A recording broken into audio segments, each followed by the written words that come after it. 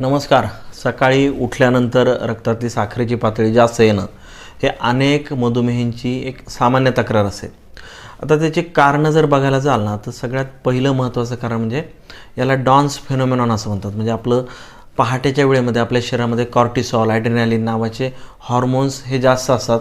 त्यामुळे लिव्हरमधून ग्लुकोज रक्तामध्ये सोडली जाते आणि सकाळी साखर जास्त येऊ शकते. दुसरं कारण म्हणजे रात्री जर उशिरा जेवण केलं, विशेषतः जर कार्बोहायड्रेट जास्त घेतले रात्रीच्या जेवणामध्ये, तरीसुद्धा सकाळची साखर ही वाढलेली येते. तिसरं महत्त्वाची गोष्ट म्हणजे इन्सुलिनचा अभाव, की जो टाईप 1 डायबेटिकमध्ये असतो, की ज्यांच्यामध्ये शरीर इन्शुलिनच बनवत नाही, अशामध्ये सुद्धा सकाळची साखर जास्त येते.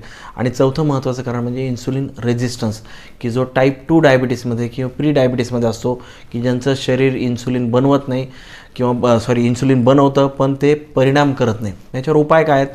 तर सगळ्यात पहिला उपाय म्हणजे दररोज व्यायाम करा. विशेषतः घाम येईल इतका व्यायाम करणं गरजेचं आहे. यामुळे इन्सुलिनची सेन्सिटिव्हिटी वाढत असते. आता दुसरी महत्त्वाची गोष्ट म्हणजे रात्रीच्या जेवणामध्ये कार्बोहायड्रेटचं प्रमाण कमी करा. पोळी, भाकरी, भात हे कमी करा. 7 नंतर विशेषतः हलकं आणि कमी कार्बोहायड्रेट असलेलं जेवण घ्या. तिसरी महत्त्वाची गोष्ट म्हणजे इंटरमिटंट फास्टिंग.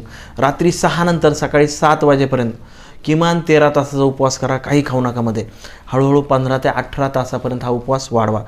चौथी महत्त्वाची गोष्ट म्हणजे सकाळची सुरुवात पाण्याने करा आणि नाश्त्यामध्ये कमी कार्बोहायड्रेट असलेले पदार्थ घ्या, की उदाहरणार्थ अंडी असतील, वेगवेगळ्या उसळी असतील किंवा डाळीपासून बनवलेले पदार्थ असतील.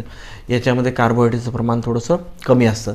आणि पाचवी महत्त्वाची गोष्ट म्हणजे टाईप 1मध्ये इन्सुलिनचा डोस वेळेत घ्या.